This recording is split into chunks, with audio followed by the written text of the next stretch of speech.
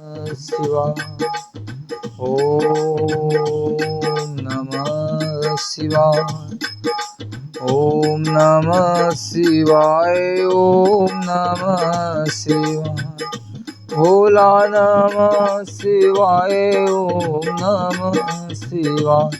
ओम नमः शिवाय। ओम नमः शिवाय।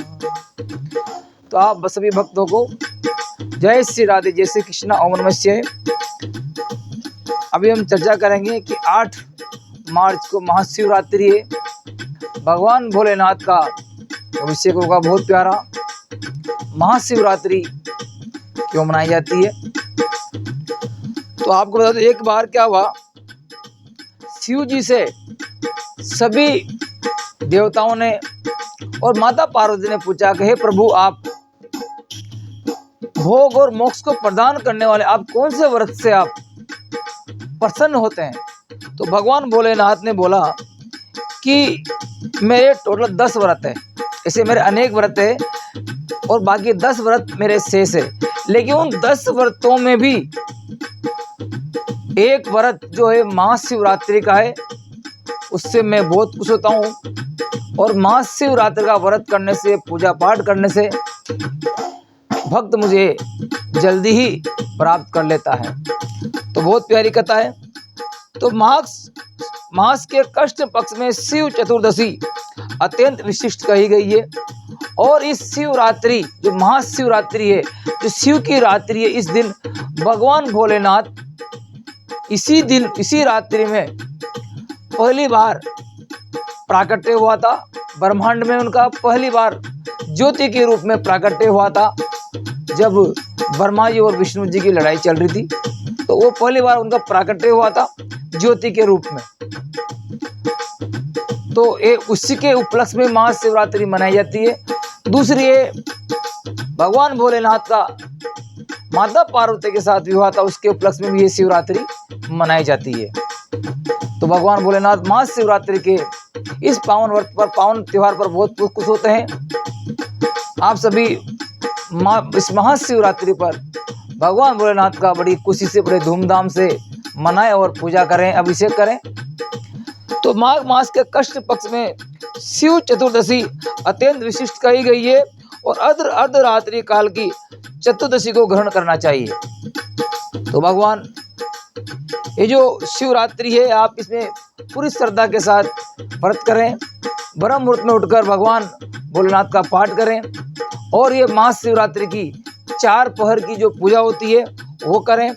बेलपत्र पंचामृत का अभिषेक करें और 108 बार ओम नमः शिवाय का जाप करें।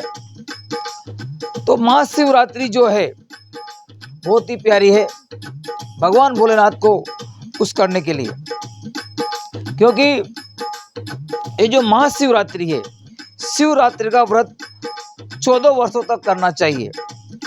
त्रयोदशी एक बार भोजन कर चतुर्दशी को उपवास करना चाहिए। त्रयोदशी को शाम को भोजन करके और चतुर्दशी को उपवास करना चाहिए।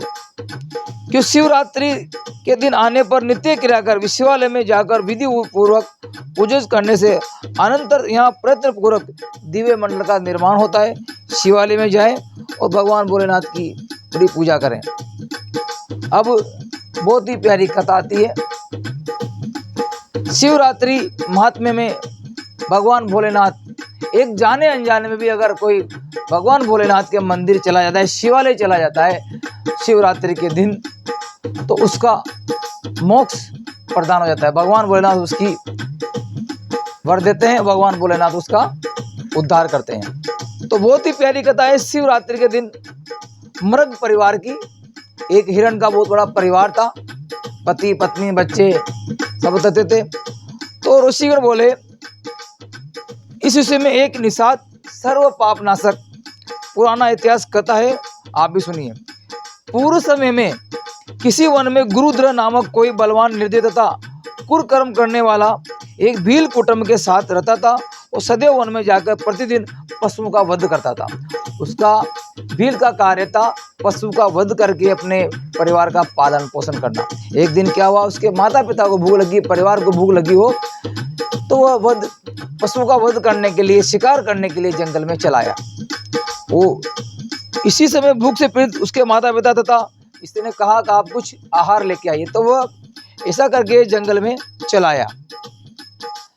तो जब वो पूरे जंगल में घूम गया तो उसे कोई आहार नहीं मिला। अब वो घर भी कैसे जाए कि माता पिता भूखे हैं।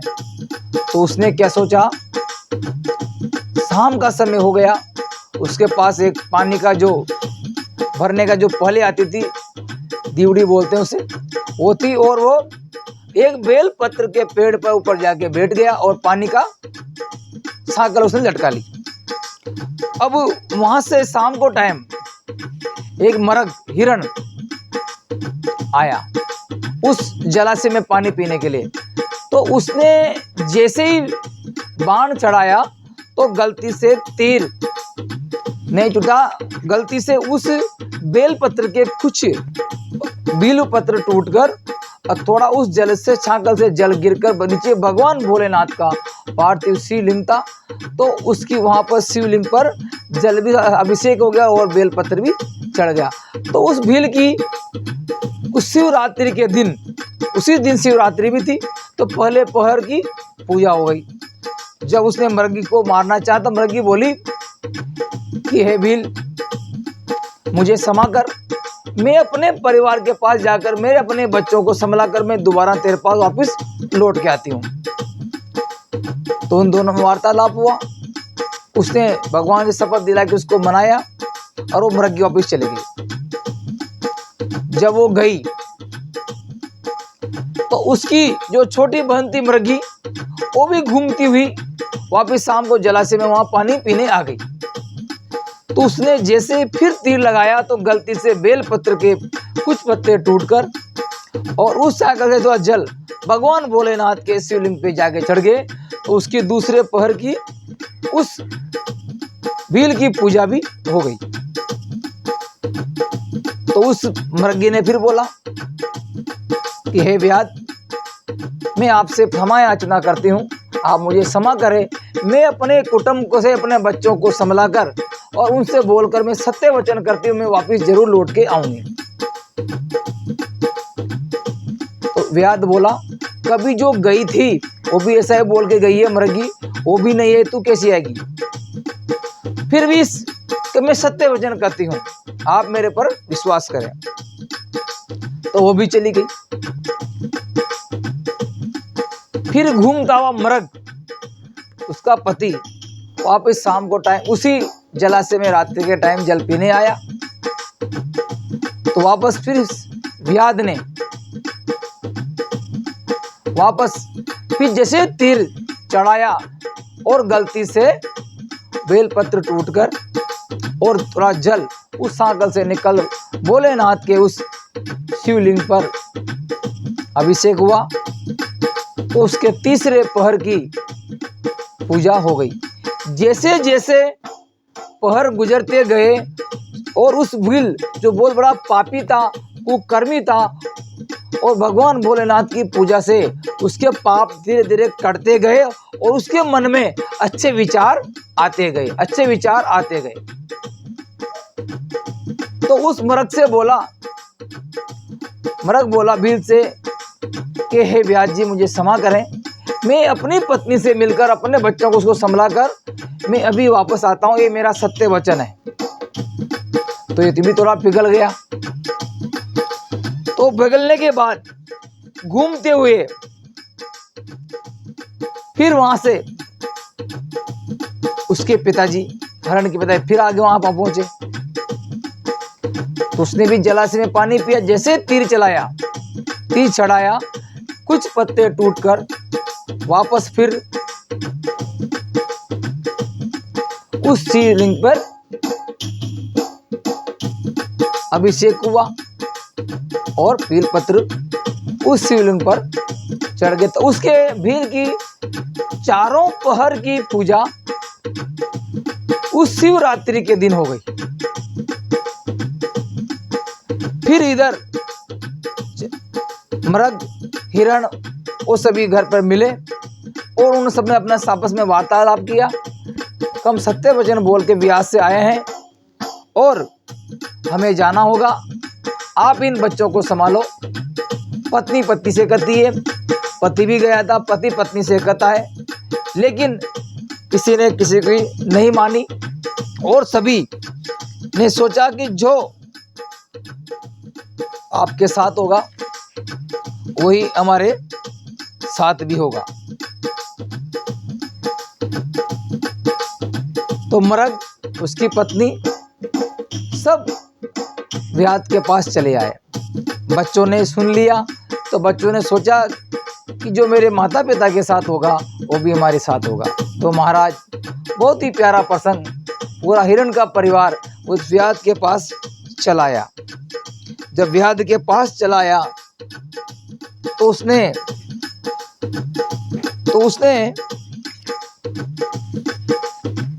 बोला कि हे व्याध, हम सभी तुम्हारे पास आ गए हैं और आप हमें अभी अपना वध कर सकते हैं।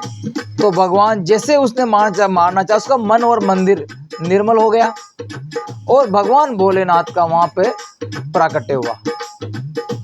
भगवान भोलेनाथ का वहां प्राकट्य हुआ तो भगवान भोलेनाथ वहां पर व्याधिश्वर रूप में उनकी पूजा हुई। तो इसी प्रकार उस रात्रि में उस भील के भाग्य से तीसरे पहर की शिव की पूजा हो गई और मृग उनसे बोला व्याध से कि आप अपना हमें मारकर अपना परिवार का पालन करें, उनका पोषण करें, उनकी भूख मिटाएं। तो छोटे हिरण ने ये वचन कहा, मैं तुम्हारी सेवक हूं, आज मैं जाती हूं, तुम यहाँ पर रहो। तो शिव जी बोले, हे व्याध सुनो, इस समय तुम श्रृंगवेरपुर में अपनी श्रेष्ठ राजधानी बनाकर यथेष्ट दिव्य सुख का उपभोग करो। तो प्रभु, आपने बहुत ही प्यारी कथा सुनी। मृग धन्य हुआ, शरीर से परोपकार करने में तत्पर मैंने इसमें मनुष्य जन्म पाकर भी क्या फल प्राप्त किया। मैंने दूसरों के शरीर को पीड़ित करके अपने शरीर का पालन किया है। ये व्याध भगवान भोलेनाथ से बोलता है, मैं इस समय ऐसा सोच रहा हूं, मेरे जीवन को धिक्कार है, धिक्कार है। इस प्रकार ज्ञान को प्राप्त हुआ वो व्याध अपने बाण को उतारते हुए कहने लगा, हे श्रेष्ठ मृगों, तुम लोग धन्य हो, अब जाओ। उसके इस प्रकार कहने पर शंकर जी ने प्रसन्न होकर अपने लोक पूजित उत्तम स्वरूप को उसे दिखाया। इसके बाद कृपा पूर्वक उस व्याध को स्पर्श कर शिव जी ने प्रसन्नता पूर्वक कहा, हे भील, मैं तुम्हारे इस व्रत से प्रसन्न हूं। व्याध भी श्री जी के स्वरूप को देखकर क्षण मात्र में मुक्त हो गया और शिव जी बोले, हे व्यास सुनो, इस समय तुम श्रृंगवेरपुर में अपनी श्रेष्ठ राजधानी बनाकर यथेष्ट दिव्य सुखों का उपभोग करो। यहाँ अक्षय रूप में तुम्हारे वंश की वृद्धि होगी। व्याध, तुम देवताओं के लिए प्रशंसनीय होगे। तुम्हारे घर साक्षात भगवान श्री रामचंद्र निश्चित रूप से पधारेंगे। मेरे भक्तों से प्रेम करने वाले तुमसे मित्रता करेंगे और मेरी सेवा में आसक्त चित्त वाले तुम दुर्लभ मोक्ष को प्राप्त हो जाओगे। तो भगवान उन मृगों का भी भगवान भोलेनाथ ने मोक्ष प्रदान किया और भील का भी मोक्ष प्रदान किया। तो हमने इस कथा में मृग और व्याध की जो कथा थी शिवरात्रि की, अगर जाने अनजाने में भी महाशिवरात्रि के दिन शिवालय में आप एक लोटा जल या अगर आप प्रणाम भी कर लेते हैं तो आपका उद्धार मेरा भोला मेरा नाथ करते हैं। भोले बाबा भक्तों का बहुत जल्दी उद्धार करते हैं, बहुत जल्दी सुनते हैं, क्योंकि भोले बाबा ऐसे हैं, कितना भी बड़ा पापी क्यों ना हो उसका संकट कष्ट काट देते हैं। तो इस शिवरात्रि मास में आपने सुना, मासिक शिवरात्रि हर महीने आती है, लेकिन महाशिवरात्रि साल में एक बार आती है। तो आप सभी मेरे चैनल पर नए हैं, चैनल को सब्सक्राइब करें, लाइक करें, शेयर करें। आप सभी को महाशिवरात्रि की बहुत बहुत बधाई हो। आप सभी मेरे भोलेनाथ का ये जन्म दिवस भी है और विवाह दिवस भी है, बड़े धूमधाम से मनाएं और भगवान भोलेनाथ का चिंतन करें, भजन करें, कीर्तन करें। श्री शिवाय नमस्तुभ्यम। ओम नमः शिवाय, ओम नमः शिवाय, ओम नमः शिवाय।